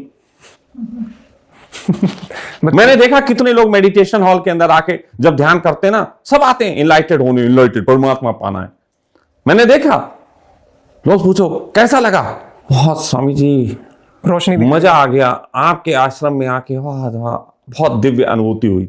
तो मैंने कहा ठहर जाओ, अब यहाँ रोशनी दिखाई दी। हाँ ना, तो अब मैंने कहा ठहर जाओ, जाते कहां हो? स्वामी जी वो घर तो जाना है ना। बच्चे अब सोचो, आनंद मिल गया, परमानंद मिल गया, जाना घर ही है। वास्तविक जरूरत पे आओ, वास्तविक बातें हमें ज्यादा अच्छी लगती। और उसी लॉजिक से शायद, फिर मैं शायद में नहीं बात कर रहा, आप बताना सही है गलत है। जैसे लोगों को बोला गया था कि आप मूर्ति पूजन करो, मेरे ख्याल से इसीलिए शायद बोला गया था कि उनको अगर बोल दिया जाए आखिरी सत्य है कि तुम हो ही नहीं, जो है वही है। देखो मेरी बात समझो, अगर हमारे पास 100 रुपए हो, 100 रुपए, और पाने वाले जो हैं वो 500 हों, जिन्हें बस सबको चाहिए 100 रुपए, तो कैसे डिस्ट्रीब्यूट करेंगे? सबको 100 रुपए चाहिए, सबको ही चाहिए। 100 में से किसी को 5 चाहिए, किसी को 10 चाहिए, और 500 हैं। अब एक से कम तो दे नहीं सकते, नहीं हैं 100 और 500 को देने हैं, कैसे दिए जाएंगे? क्या उपाय है? मैं बताता हूं। इसका यह उपाय है कि 400 लोगों को इधर उधर बातों में भटका के रखो और बाकी के लड्डू खा लो, है ना। लड्डू नहीं खा लो, ये जो बड़े लोग हैं, जो रिचेस्ट हैं, जो बहुत ऊंचे लोग पहुंच गए हैं, ये जानते हैं कि अगर हमने सबको ही काम कैसे दे पाएंगे। अब जैसे सारे लोग कहते हैं कि हमें सरकारी नौकरी दे दो, कहते नहीं कहते? How can it is possible कि सबको सरकारी नौकरी मिल जाए? Not possible. या तो पॉपुलेशन बिल्कुल ही घटा दो, बिल्कुल ही ठीक, लेकिन वही बात है, पढ़ाया तो सबको जाएगा।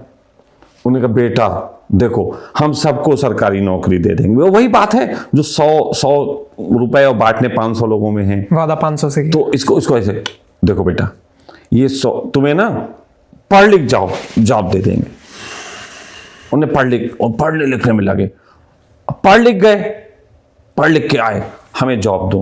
तो अच्छे नंबर से जो आएगा उसे मिलेगा। बोले अच्छे नंबर भी आ गए, अब जॉब दो। बोले उम्र गुजर गई, इतनी उम्र तक ही मिल सकती थी, आई एम सॉरी, है ना। अब वो उम्र तक वाले इकट्ठे हो गए बहुत, फिर वो हो गए अब क्या करें, तो पेपर लीक करा दो। ये बेचारे पेपर लीक में फंसे रहेंगे। अब पेपर लीक में उम्र गुजर गई। मेरी बात समझ रहे हो? तो इस प्रकार लोगों को दूर रखा जाता है। दुनिया में अभी तक जितने संसाधन हैं, ये इतने नहीं हैं कि हर एक में बराबर से डिस्ट्रीब्यूट की जा सके। इसीलिए जो लोग ऊपर बैठे हैं, उन्होंने समय समय पे ऐसी तरकीबें बनाई जिसमें लोगों को भटकाओ। क्योंकि हर एक को तो, अब देखो जैसे मैं कहूं, हर एक को तो कार नहीं मिल सकती, हर एक को तो घर नहीं मिल सकता, हर एक के पास जेट नहीं हो सकता, हर एक के पास तो हर सुविधा नहीं हो सकती, और चाहिए तो सबको। किसको नहीं चाहिए? सबको चाहिए, सबको सब कुछ चाहिए, और सबको सब कुछ दिया नहीं जा सकता। तो एक भ्रांति है कि सबको सब कुछ चाहिए, ये यथार्थ है एक तरीके का, और दूसरा यथार्थ यह है कि सबको सब कुछ नहीं दिया जा सकता। तो समझदारी इसी में है, बुजुर्गों वाली समझदारी, भटकाओ। और ये भटकाने वाले अमीर लोग हैं। एक बहुत लंबा सिस्टम है। अब इसमें मुझ पे उंगली मत उठवाओ, अभी किसी पे कोई जरूरत नहीं है इसकी। सिस्टम समझो, सिस्टम ऐसे ही चलता है और ये सनातन से चला आ रहा है। सनातन का मतलब सनातन धर्म नहीं, सनातन हमेशा से। भटकाए रखो तो भगवानों में भटका दो, बीमारियों में भटका दो, इनलाइटमेंट में भटका दो, है ना। उन्होंने कहा कुछ नहीं, पहले के लोगों ने उठाया। उन्होंने कहा वो जंगल गए थे हम ना, वहां पे हमें एक ऐसी मणि मिली थी जो लोहे पे लगाती, लोहे सोने का हो जाता है। उन्होंने कहा 5 उधर चले गए, लगे चूतिए जाने। तो ये सब भटकाने के खेल हैं। अच्छा, लोग भटक क्यों जाते हैं? अंदर कुछ बेचैनी है ना, देखो जो चैन पाना चाहती है। फिर भी बात सुनो, सबको कुछ चाहिए, कुछ चाहिए, सबको चाहिए है ना। जरूरत तो सबकी है, वो कीड़ा है अंदर। जरूरत तो सबकी है। हाँ, ठीक है। और उस जरूरत के पीछे एक चीज है और वो है ईगो। ईगो भाई क्लियर है ना। हाँ। कि ईगो ही तो है जो सब कुछ पाना चाहता है, तो ईगो सेटिस्फाई होना भी चाहता है। क्लियर। तो उन्होंने कहा कि 100 में से हमारे पास 500 लोगों में से 25 लोग तो योग्य निकल आए जिनमें हम कुछ बांट सकते हैं। ठीक, वो तो पहुंच ही गए, उन्होंने सारी फॉर्म पूरी कर ली तो भैया पहुंच ही गए, नंबर लेके आए, नंबर लेके आई गए। अब बाकी बचे हुए हैं, अब ये बचे हुए क्या करेंगे? ये असफल हैं। ठीक। तो जिसका ईगो हर्ट होता है तो वो विद्रोही हो जाता है। विद्रोही हो जाता है। ईगो हर्ट जिसका होता है वो विद्रोही हो जाता है, बदला लेना चाहता है। बात सुनो, उसमें पीछे से मत लगाओ, बहुत गहरी बात बोल रहा हूं। ठीक ठीक। आज मैं मनुष्यता को वो चीज बता रहा हूं जो किसी ने नहीं बताई गई। तो जब ईगो हर्ट होता है तो वो आर्मी अटैक कर सकता है। जैसे जैन जी अभी नेपाल में अटैक कर दिया, इतने सारे लोगों का ईगो अटैक हो रहा था, हर्ट, क्या करें क्या करें, उन्हें साले को मारो। हिंदुस्तान बहुत चालाक देश है, इसने कहा तुम सफल नहीं हो पाए, तुम असफल हो गए। तो उन्होंने कहा धर्मों में कहते हैं जिसका कोई नहीं उसका भगवान होता है। भगवान तो वैसे भी एक शब्द है ना, दरिद्र नारायण, दरिद्रों के भी देवता हैं।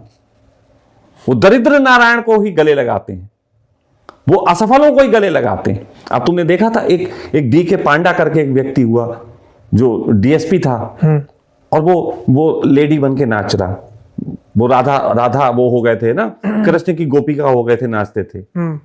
अब ये असफल है, असफल पैसे में नहीं, हो गए हैं डीएसपी, लेकिन हो सकता है अंदर से जो हैं वो उनके अंदर ऐसे हों कि जेनेटिक गुण उनके स्त्री वाले हों, लेकिन इतने पढ़े लिखे। अब यही अगर पश्चिम में होते तो वो ऑपरेशन करा लेते और लेडीज बन जाते और अपना बैग लेके घूमने लगते, लेकिन पढ़े लिखे थे। तो हिंदुस्तान में उन्होंने कहा क्या करें क्या करें, कहाँ जाके किसकी शरण में जाएं। तो उन्होंने कहा एक धर्म है जो कहता है कृष्ण ही पुरुष हैं, बाकी सब उनकी गोपिकाएं हैं। तो बस बदल लिए कपड़े और नाचने लगे अपने जाके। तो यहाँ पे जो 33 करोड़ देवता हैं, वो मेरा मानना है 33 करोड़ आश्वासन है। आप बताओ आपको क्या तकलीफ है, उसको दूर करने का एक धार्मिक विधि हम बता देंगे आपको, जहां आप अपना टाइम पास कर लोगे। और बिना आश्वासन के इंसान रह भी पाएगा इधर? मैं कब कह रहा हूं रहो, सही रास्ता पकड़ो ना, सफलता के गुणों की तरफ काम करो ना, बजाय इसके कि असफलता हो गई हो तो चलो भाई हम असफल वाले भगवान को मान लेते हैं। दरिद्र नारायण को मानने से अच्छा है कि तुम संपन्न रामायण उनको मानो ना। मतलब मेरी बात का सत्यानाश मत करो, है ना। दरिद्र मैं वाले बड़ी बात बता रहा हूं, तो सत्यानाश करने के लिए मत चलो। मैं ये कह रहा हूं कि जो तुमने बात पूछी थी वहीं पे आ जाते हैं कि इतने तरीके के धर्म और ये सब बातें, ये सब कहानियां बनाई इसलिए गई कि लोगों को भटकाया जा सके। बुद्ध ने नहीं भटकाया। कोई आ रहा है, भगवान हमें एनलाइटमेंट पाना है, ठीक है जाओ, पहले 3 महीने शमशान में गुजारो। साला 3 महीने तो पीछा छोड़ेगा, गुरु जी के पीछे रोज पड़ा हुआ रोज आ जाता है, हर प्रवचन में बैठ जाता है, गुरु जी ज्ञान पाना है। 3 महीने आ गया, आप क्या करें? हम तो 3 महीने रह लिए। पहली बात तो 100 लोग आते होंगे 3 महीने के लिए, 5 राजी होते होंगे, 95 तो भाग ही जाते होंगे। 95 कहते हैं बस प्रवचन सुनते रहेंगे, इसी में गुरु जी बहुत अच्छे प्रवचन अच्छे देते रहेंगे, बस प्रवचन सुनते रहेंगे। 5 ऐसे होते हैं जो जाके बैठ जाते हैं। फिर वो 5 की संख्या मान लो, फिर वो 100 हो गए। फिर वो आए, उन्हें कहा बनते रहे, आए 3 महीने। उन्होंने कहा अब जो है चीवड़ पहनो और भिक्षा मांगो पूरे गांव में। हाँ, 1-2 साल तक भिक्षा मांगो। हम भिक्षा मांग रहे हैं। अब 1-2 साल तक भिक्षा मांगने वाले भी वही बात, 100 में 5 ही फिर राजी होते हुए, पहले वहां गए थे, अब भिक्षा मांगने में लगा रहा है। खैर मांग लेते हैं। फिर ये भी करके आ गए, बोले गुरुजी ये भी कराए। और गुरुजी बोले यार पीछे ही नहीं छोड़ता, क्या करें। तो गुरुजी ने क्या चीज है, आती जाती सांस को देखो। अब देखते रहो, सोच रहे, जब तक जिंदा हो तब तक नहीं पीछा छोड़ेगी। बुद्ध ने कितने लोगों को भटकाया, ज्ञान को कितने उपलब्ध हुए, 2 ही 4 के नाम हैं। वो तो अगर बुद्ध ना भी प्रयास करते तब भी हो जाते। ये भी भटकाना ही था सारा। मैं तो भटकाना ही बोलता हूं। तो असली ज्ञान क्या है? मतलब असली ज्ञान कुछ नहीं है। असली ज्ञान है अपनी जरूरतों को वास्तविक दिशा दो। अगर तुम्हारे जीवन में स्त्री की जरूरत है तो स्त्री को खोजो, ना कि मास्टरबेशन करके जो है वो काम चलाओ। अगर धन से सेटिस्फाइड होते हो तो धन कमाओ, ना कि शॉर्ट टर्म या फिर वो कल्पना में धन कमाते रहो। मेरा तो बिल्कुल सीधा सा एक उद्देश्य है कि आप अपनी वास्तविक जरूरत को पहचानो। तो अभी आपने पिछले पॉडकास्ट में कहा था कि मैं ज्यादा लंबा नहीं सोचता हूं, मैं प्रेजेंट मोमेंट। ये तो मेरी बात है। अब ये तुम क्यों मानो? या बोले मैं ये भी एक बहाना मिल गया नया वाला, सखा जी ज्यादा सोचते नहीं, हम भी नहीं सोचेंगे, ये भी बहानेबाजी है। अरे भाई मैं तो अब अनहद में विश्राम पा चुका, मैं क्यों सोचूं ज्यादा? लेकिन तुम्हें सोचना पड़ेगा।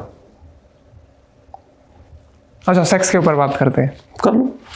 समाज ने, जैसे आप समाज बोलते हैं कि समाज नहीं है, इंडिविजुअल व्यक्ति हैं सारे, लेकिन समाज है, कोई डेफिनेशन है समाज की?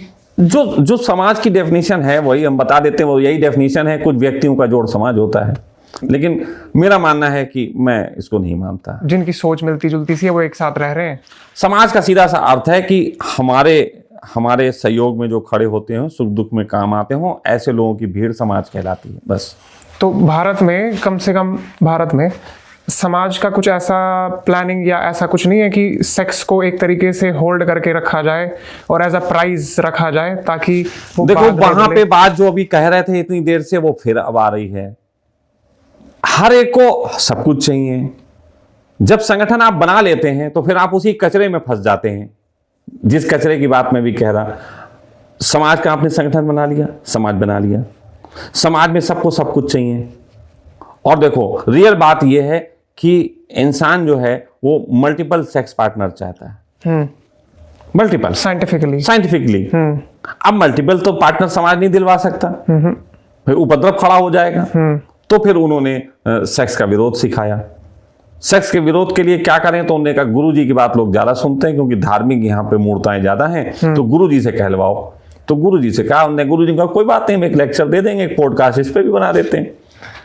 तो गुरुजी ने एक पॉडकास्ट बना दिया, इस पे लिख दिया। और इसलिए शादी का कॉन्सेप्ट, बिल्कुल शादी का कंसेप्ट है। फिर वो एक के साथ रहो, इससे अलग रहोगे तो व्यभिचार होगा, व्यभिचार होगा तो परमात्मा स्वीकार नहीं करेगा। अरे परमात्मा क्यों नहीं स्वीकार करेगा? परमात्मा खुद व्यभिचारी है, उससे ही तो सारा समाज पैदा हुआ। और लेकिन ये शादी का कॉन्सेप्ट सक्सेसफुल होता हुआ भी तो नहीं नजर आता। फिर भी बात है, सक्सेसफुल होना ना होना ये एक है कि आप जिस टर्म्स को पूरा कर लो, सक्सेस भी हो सकते हो। आप उस टर्म्स को ना पूरा करो तो असफल है। सफलता असफलता की परिभाषा तो टर्म्स पे है। विरोध में जाना नहीं हुआ जब इंसान की फितरत ऐसी है कि वो नहीं रह पाएगा ऐसे। ये किसने कहा? फितरत मैंने क्या कहा? हर कोई, अब तुम मेरी अगर एक ही बात को सुन के पूरा मेरा एक चरित्र निर्माण कर लो तो एक अलग बात। मैंने ये भी कहा कि हर व्यक्ति मैरिज मटेरियल नहीं होता। हाँ, ये कहा आपने, ठीक है। लेकिन मैंने ये भी कहा कि बहुत से लोग मैरिज मटेरियल होते हैं। तो इससे पहले कि विवाह के लिए बढ़ो, ये जानो क्या वाकई में तुम विवाह मटेरियल हो? विवाह कर क्यों रहे हो? एक कायदे में तो एक फॉर्म भरो। आप विवाह करना चाहते हो तो एक फॉर्म भरो, उसमें लिखो मैं विवाह क्यों करना चाहता हूं। सेक्स के लिए, मम्मी पापा की खातिरदारी करे इसके लिए, हमारे बच्चे पैदा करे वंशानुगत उसके लिए, बुढ़ापे का सहारा बने इसके लिए। तो ऐसे कारण हैं, यही तो कारण है ना। तो इसमें टिक लगाओ क्या कारण है। और टिक लगाने के बाद सामने वाले से पूछो, क्या तुम हमारे इन कारणों को पूरा करने के लिए तैयार हो? ठीक है, पूछ लिया उससे, और अगर उसने हाँ कर दिया? ओहो, फिर उससे पूछो तुम्हारे विवाह के कारण क्या है? मान लिया उसके भी यही है। नहीं, उसके ये होंगे तो हमें तो तुम संपत्ति अच्छी तुम्हारी लग रही है, सिक्योरिटी मिल रही, तो क्या तुम तैयार हो उसे अपनी संपत्ति देने के लिए? मान लो देने के लिए तैयार है तो कर लो। विवाह में एक एग्रीमेंट ही होता है। ठीक है, ये कंपैटिबिलिटी हो गई, उनकी शादी हो गई, ठीक है। अब उसको पालन करो। तो क्या इन रीजन से शादी करना ठीक है? मैंने ठीक क्या कहा? ये तो सब अपना अपना बच्चा भी देखो, कर लेंगे। सबका अपना अपना ठीक। नर्सरी में जो बच्चे पढ़ते हैं उसी स्कूल में बच्चे आगे पढ़ के फिफ्थ में भी आ जाते हैं। क्या फिफ्थ वाले का जो ठीक है वो नर्सरी वाले का भी ठीक है? लेकिन फिर अपराधी कौन? मैंने जो बात कही पहले मुझसे उसका जवाब दो। बिल्कुल। एक स्कूल में केजी नर्सरी से लेकर 12 तक के लोग हैं। ठीक है। आप ये बताइए कि उसी स्कूल में फिफ्थ वाले के लिए जो नियम है 12th वाले के लिए भी वही नियम होने चाहिए? नहीं, अलग अलग है। तो एक समाज में बहुत तरीके के विचार होते हैं। आप मुझसे पूछ रहे, ठीक है, मैं अपने हिसाब से बोलूं तो मैं बोलूं ठीक है, फिर क्या सब ये मानने लग जाए? इसीलिए मैं कह रहा हूं सबका अपना अपना ठीक। नर्सरी वाले का अपना, केजी वाले का अपना, फर्स्ट वाले का अपना ठीक, फिफ्थ वाले का अपना, हाई स्कूल वाले का अपना, इंटर वाले का अपना। लेकिन एक अपराधी के लिए अपराध ठीक है भाई, वो भी अपराध की भी एक 12 के आगे अपराध वाली भी श्रेणी जोड़ लो यार तुम। तो फिर कानून का क्या काम है? आपने ये भी कहा था कि कानून सबसे मैंने ऊंचा है समाज देखो में। मुझे 3 तरीके की मैं बातें करता हूं, इसीलिए मैं जल्दी तुम पकड़ भी नहीं आता। अगर आप व्यक्ति के तल पे बात कर रहे हो तो मैंने व्यक्ति के तल पे आपको बता दिया कि व्यक्ति के तल पे आप किस तरीके से अपने पार्टनर को चुन सकते हो। ठीक है। अब समाज में वो उपद्रव करे तो समाज के तरीके से, फिर अब मैं वहां पे चला जाऊंगा। फिर भाड़ में गया वो लड़का, समाज को तो कानून को तो उसको लटका देना चाहिए। वो भाड़ में गई लड़की फिर। बिल्कुल भाड़ में गया। जब इसकी बात करूंगा तो फिर यहाँ के चश्मे से देखूंगा, तो समाज के चश्मे से। तो फिर जब तुमने ये तय करके किया था, अब हमारा एग्रीमेंट हुआ था, तो एग्रीमेंट निभाया नहीं निभाया? सच बात तो सभी मैरिज एग्रीमेंट मैरिज है। मैं हिंदुओं में 7 वो होते हैं ना वचन, एग्रीमेंट ही तो है। एग्रीमेंट ही। और वो एग्रीमेंट कितने लोग हैं कि जब विवाद होता है तो एग्रीमेंट खोल के बैठते हैं? भाई तुम पार्टनरशिप करो किसी के साथ, कोई बिजनेस की पार्टनरशिप करो, और वो पार्टनरशिप तुम्हारी फेल होने लगे या कहीं पे कोई ऐसा लगे कि पार्टनर गलत कर रहा, तो तुम पार्टनर को कहोगे भाई ये तय नहीं हुआ था, हम लोगों ने एग्रीमेंट साइन नहीं किया था। बिल्कुल दिखाओगे? बिल्कुल। शादी में ये बता दो कितने लोग अपने एग्रीमेंट को खोल के बताते हो कि इस वक्त तुम्हें ये करने के लिए तुमने वादा किया था? मैंने तो एक भी नहीं देखा। तो बात खत्म। जब एग्रीमेंट की कॉपी तुम्हारे पास है तो खोल के दिखाओ ना। हाँ, पंडित का फर्ज होना चाहिए, जो कि पंडित नहीं निभाते। पंडितों को यह होना चाहिए हर एग्रीमेंट के साइन करवाएं। मेरा मानना यह है कि अगर मुझे पंडित बना दो या मेरा एक नियम जोड़ लो, तो पंडित जी को यह होना चाहिए कि भाई 7 नियम हैं। शादी कर रहे हो, पहला नियम, लड़का राजी? हाँ राजी। लड़की राजी? हाँ राजी। साइन करो, पहले नियम को पालन करोगे? पालन करेंगे, स्वाहा। अब आओ दूसरा नियम, 7वां नियम।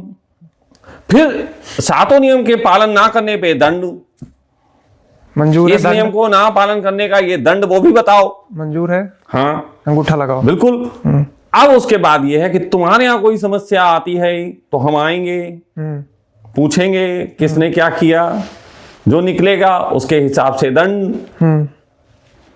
तो यही तो मुसलमानों में किया गया। मुसलमानों में है नहीं कि उन्हें तुमने पत्नी को तलाक देना और 3 बार बोल दो, लेकिन सोच समझ के बोलना, क्योंकि हो सकता है कि तुम तो जज्बातों में बोल गए और उसके बाद वो तुमने लड़की को छोड़ दिया, तो फिर तुम्हें वो तब मिलेगी अगर तुम्हें, हाँ, जब घूम घाम के, समझे मामला? तो उसमें है, कबूल है। वहां भी उन्होंने अपना थोड़ा सा, देखो मैं फिर कह रहा हूं, यहां पे मैं ओशो की एक बात करना चाहता हूं, जहां विवाह की बात आई है। ओशो कहते थे कि विवाह को जितना हो सके मुश्किल बनाओ और तलाक को जितना हो सके आसान। यहां तो उल्टा हो गया ना हमारे समाज में। यही तो बात है, विवाह तो चुटकियों में कर लो। लड़का इंजीनियर, लड़की बीए पास, डेट बताओ। हाँ, गोरी गोरी चिपटी और दहेज भी पूरा मिल रहा है, चलो शादी। और तलाक लेने का वक्त आया तो कोर्ट कचहरी, 5 साल 10 साल बाल नोच रहे हैं एक दूसरे के, गलत है ये। ओशो कहते थे इससे पहले कि कोई काम करो 50 बार सोच लो, फिर करो, और उसके बाद भी अगर लगे पछता रहे हो तो तुरंत छोड़ दो। मैंने ये रजनीशपुरम बनाया था, उससे पहले बहुत कुछ सोचा, धन कहां से लाऊंगा, नियम कैसे होंगे, क्या करूंगा, बोर्ड कहां लगाऊंगा, इतने लोगों के लिए रुकने की व्यवस्था कैसे होगी, गद्दे खरीदने, देखो ना सब दुनिया भर का तैयार किया, इतना किया ना, बहुत अच्छा। फिर एक दिन पता लगा कि गलत है भाई, जो हम करना चाहते थे वो तो किसी को चाहिए नहीं। हमारा आई लव यू तो लोगों के पास पहुंचते पहुंचते हेट यू में कन्वर्ट हो रहा है, तो तलाक तलाक तलाक, कैंसिल, सी फॉर कितनी जल्दी। और मैं आनंदित हूं इसीलिए, लेकिन लोग बोझ की तरह झेलते रहते हैं। ये बनाया है तो गुरुजी का बोर्ड तो कम से कम लगा रहे। अब कितने आश्रम में बोर्ड ही बचे, साधक नहीं बचे। वो विदेश वाले नहीं आते? नहीं, मैंने एक बात कही है, तुम उसमें मत घुस जाओ। मैं समझ गया, ओशो का जो चल रहा है, एग्जाम्पल दिया, this is the example only, I am sorry, हाँ है ना। तो इसमें नहीं, तो कुल मिला के विवाह जितना हो सके मुश्किल बनाओ, तलाक, और तलाक जितना हो सके आसान। वरना वही तलाक आसान नहीं बना रखा है, इसीलिए कोई डिब्बे में पैक हो जाता है, कोई पहाड़ी से धक्का दिया जा रहा है, कोई ड्रम में, सब व्यभिचार हो रहे हैं। वही मैं कह रहा हूं, तो ये जो है अच्छी बात नहीं है। ठीक है, ये बोल दिया हमने कि भाई ऐसा होना चाहिए, कैसे होगा? अब कैसे होगा तो भाई समाज ने हमसे समस्या पूछी। अब तुम जैसे जवान लड़के मिलके करें कुछ आंदोलन, हम तो क्या बकवास करने के आदि कर दिया, अपने अनुभव पेल के बताई दी, जिसको करण है वो करण ली। अब हम थोड़े लगा, हम कोई आंदोलन नहीं चलाने जा रहे इसका कि विवाह इस प्रकार का करो, उस प्रकार से विवाह करो, मैं मर जाऊंगा, कूद जाऊंगा, फान जाऊंगा, ऐसा कोई आयोजन नहीं है भाई। हमें फिर ये करना पड़ेगा कि अपने एंड पे हम शादी नहीं कर रहे, बहुत सारे लोग। वो तुम्हारा स्वीकार करो, जैसी तुम्हारी जिंदगी, भैया सुधारो इसे तब करें। देखो मैं फिर कह रहा हूं, देखो हमारा तरीका क्या समझ लो, बड़ी अच्छी सी बात है, तुम्हें सुनाता हूं। सखा परिवार तो आप सब जानते ही हैं हमारे बारे में। तो सखा परिवार में एक बार ऐसा हुआ कि कुछ बच्चों ने कहा कि स्वामी जी एक गाय ले आते, एक गाय हाँ, एक गाय ले आते स्वामी जी, दूध हो जाएगा। हमने कहा ठीक है। हमने कहा गाय को पालेगा कौन? तो सब बच्चे, अरे हम लोग पाल लेंगे स्वामी जी, हम लोग हैं ना, सब पालेंगे मिलके। हमने कहा अच्छा। अब देखो बुजुर्ग आदमी हम तो इतना तो समझते हैं कि गाय पालने के पीछे क्या प्रलोभन है। तो जब गाय पालने की बात होती है तो लोगों को दूध दिखाई देता है, मक्खन और मलाई दिखाई देती है, लेकिन गोबर में सनी हुई गाय की पूंछ किसी को नहीं दिखाई देती, जिसको रगड़ना होता है। वो जो गोबर में बरसात के दिनों में जाके खिच में जाके और दूना पड़ता है, वो किसी को दिखाई नहीं देता। तो फिर मैंने क्या किया, मैंने कल्पना से गुजारा। मैंने कहा देखो बच्चों बैठो, मैंने कहा गाय ले लेंगे कोई बात नहीं, लेकिन अब थोड़ा सोचो, हमने गाय ले ली, ये रही गाय, हाँ ये गाय बैठी है और ये बैठे बैठे ही पेशाब कर देती है और उसी के पास उसने गोबर किया हुआ है, और मिक्स हो गई है, मिक्स हो गई है पूरी पूंछ, उसी में बढ़िया से ब्रश जो है वो तैयार हो गया, पेंट कर रही है कैनवास पे। यस। और फिर वो अचानक तुम्हें दूने जा, वो खड़ी हो जाती है, तुम गए हो दूने और उसने पूंछ चलाई तुम्हारे मुंह पे पड़ी है। तो मैंने जब सुनाया तो सबका मन खट्टा हो गया। बोले नहीं स्वामी जी दूध नहीं लाते हैं, छोड़ो रहने दो, गाय कैंसिल, उस दिन गाय दूधिया से ले लेंगे।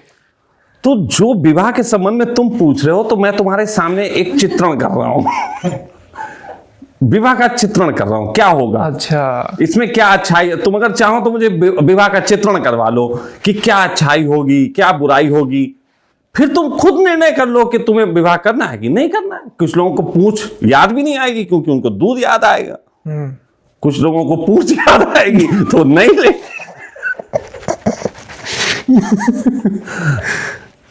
वो इतने मदहोश हो जाएंगे कुछ लोग दूध में ही कि वो सब भूल जाएंगे। तो देखो विवाह के कुछ फायदे हैं।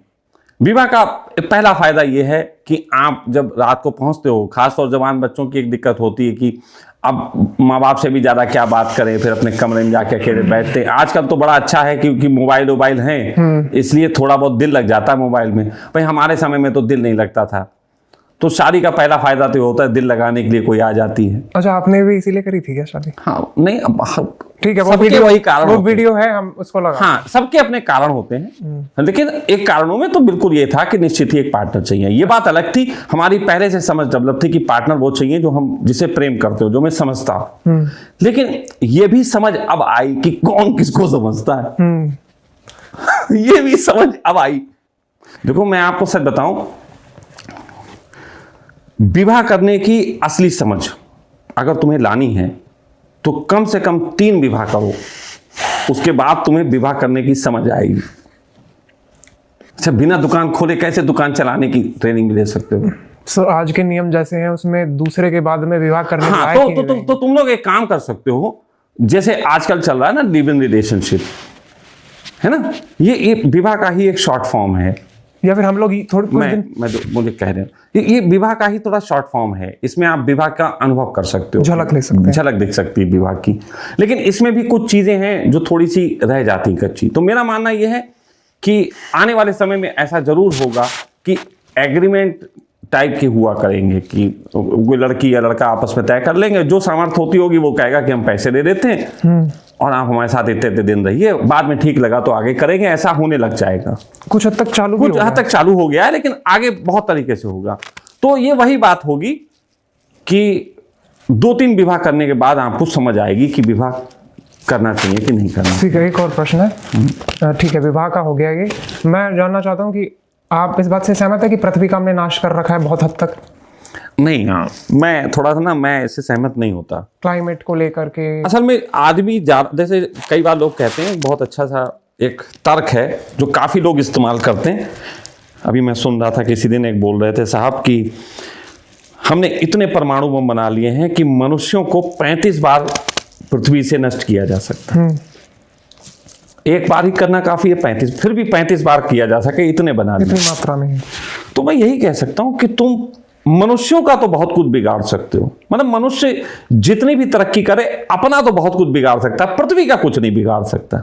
हाँ हाँ, ठीक है, पृथ्वी तो नहीं हिलेगी। हाँ, पृथ्वी का कुछ नहीं बिगाड़ सकता, बहुत बढ़िया। लेकिन मैं जानना चाह रहा हूँ, ऐसा इंसानों के लिए रहने लायक जगह के हिसाब से पृथ्वी का हमने बहुत अच्छी नहीं छोड़ी है। जैसे कि फॉर एग्जांपल एक देखो, वो कहते नहीं कि जैसे एक बहुत बड़ा जानवर का जिस्म हो, उस पर छोटे छोटे छोटे छोटे कीड़े मकोड़े चढ़ जाएं तो जानवर ऐसे करके एक बार झाड़ता है और सब गिर जाते हैं। हाँ हाँ, इंसान खत्म हो जाएगा। हाँ, थोड़ा प्रलय की जरूरत है। हाँ, तो पृथ्वी ऐसी ना, ऐसे जिस दिन करेगी बस उसी दिन जो पृथ्वी को छेड़ रहे हैं वो छेड़ जाएंगे, भूल जाएगी। बस उसके बाद थोड़े से बचेंगे, वो कहेंगे भैया हम लोग बहुत छेड़ा था, अब नहीं करेंगे, अब नहीं करेंगे।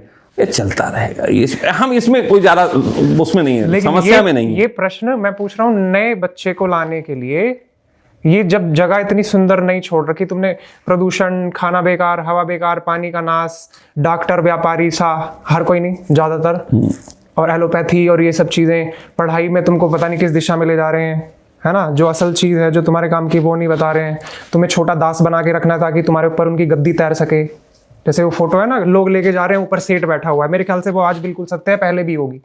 तो ऐसे गार्डन में अगर पृथ्वी को मैं एक गार्डन बोल दूं, गार्डन का नाश मार दिया तुमने, सारे फूल मुरझा गए, सब कुछ हो गया, तुम बात पृथ्वी की कर रहे हो कि मनुष्यों की कर रहे हो? दो बताओ हमें बात, तो हम उसी हिसाब से आंसर देंगे। मैं कह रहा हूं कि पृथ्वी का तो कुछ नहीं बिगड़ेगा, वो ऐसे झाड़ देगी, सब ठीक है। ठीक है, लेकिन इस जगह पे तुम किसी नए बच्चे को ला रहे हो तो वो उस बच्चे के खिलाफ नहीं है थोड़ा सा? नहीं, कुछ नहीं खिलाफ है, उस बच्चे को पता भी नहीं है यहाँ पहले क्या था। ठीक है, लेकिन जब आएगा, अब हम हैं, हम इस उम्र में भुंटा उंटा खाते हैं तो हमको स्वाद नहीं आता। हमको लगता है कि वो जो पहले वाला था ना वो अब नहीं रहा, मुट्ठा वो जो पहले स्वाद आता था ना बहुत अच्छा सा, वो अब स्वाद नहीं आता, अब ऑर्गेनिक नहीं आता, अब अनऑर्गेनिक आ रहा है। लेकिन जो बच्चे अभी पैदा हुए उन्हें तो इसी में स्वाद आ रहा है, इन्हें पता ही कहाँ है। लेकिन फिर भी हमें तो पता है ना। नहीं तो हमें पता है, तो उन्हें तो नहीं पता है कि यार ये फालतू में इतना अच्छा बुड्ढा, आप तो बुड्ढे होगा, आपका तो दिमाग खराब हो गया, इतना अच्छा भुट्टा आपको मजा ही नहीं आ रहा। वो ये नहीं कहेगा कि आपने अच्छा भुट्टा खाया है। अच्छा, एक बात बताओ, दो स्थितियां हैं। नंबर 1, कोई चुनाव ही नहीं करना है क्योंकि चुनाव करने वाला ही नहीं है। सुख नहीं चुनना, दुख नहीं चुनना क्योंकि चुनाव करने वाला ही नहीं है। स्थिति 2, चुनाव करने वाला भी आ गया, सुख भी है और दुख भी है। कौन सी स्थिति ज्यादा अच्छी है आपके हिसाब से? नहीं, मेरा मानना है कि अगर मनुष्य किसी को भी कहो सुख ही चुनेगा, दुख को क्यों चुनेगा? ठीक है, वो जब है ना, जब आ गए आप, जब आप एग्जिस्ट करते हो तब है ना कि चुन रहे हो सुख या दुख। मेरे हिसाब से इस खेल को खेलने से अच्छा है कि उस स्थिति में जब लाओ ही मत। हाँ, उसको वो तब तुम्हारा मानना यह है कि बच्चे खराब निकल जाएंगे, ये सोच के शादी ना करो। नहीं नहीं नहीं नहीं नहीं, इसको ना एंटीनाटलिज्म बोलते हैं। एक थिंकिंग का तरीका है लोगों का, आजकल बहुत सारे लोग ऐसे सोचते हैं।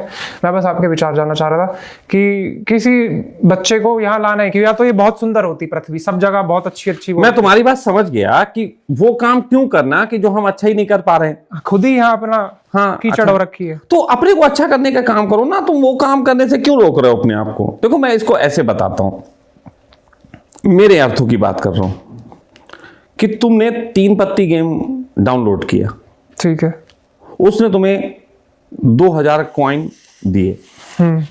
वो 2000 कॉइन से तुम जितना चाहे खेल सकते हो। तुम 2000 से 20 लाख भी बना सकते हो, निकाल नहीं सकते, है ना? और 2000 अगर तुम हार जाओ तो भी तुम्हें देने नहीं। अब तुमने डाउनलोड कर लिया 2000 उसका, और तुमने कहा कि अब यार क्यों खेलना, इसे हम निकाल ही नहीं सकते, तो वो ऐप तुम्हारे में फालतू पड़ा रहेगा, उसका तुमने कोई यूज नहीं किया।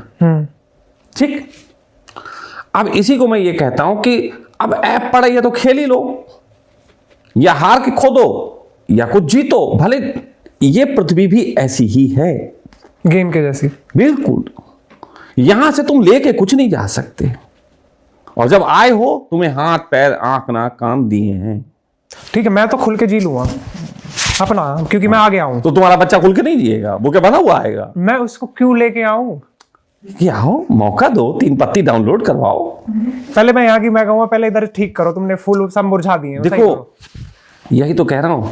अब इसको फिर दूसरे तरीके से समझो।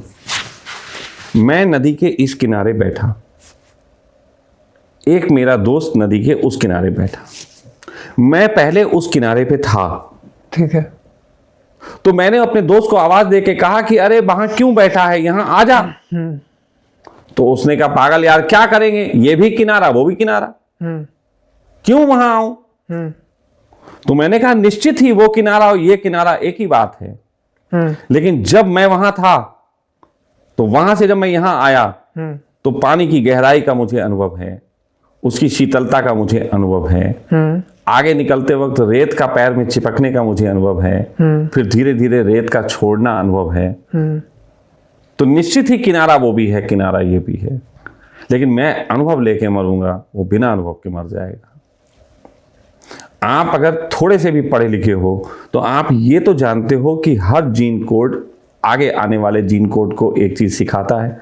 यही विकास का एक तरीका है, एवोल्यूशन की यही थ्योरी है कि हर आदमी। तो क्या तुम्हें ऐसा नहीं लगता कि अपने जीन कोड को इतना ज्यादा रिच बनाओ कि उसके मार्फत से तुम अपने अस्तित्व में या कुछ देखे जाओ आपको इंफॉर्मेशन के रूप में? हाँ, ये शाब्दिक इंफॉर्मेशन जैसे मैं दे रहा हूं वो भी हो सकती है कि जहां पे लगे तुम अपने कुछ कर सकते हो, लेकिन कुछ करोगे तो।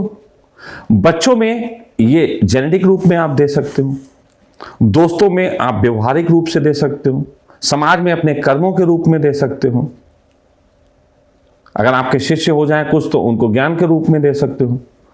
तो देनी तो पड़ेगी आपको। बच्चे तो सबको चाहिए।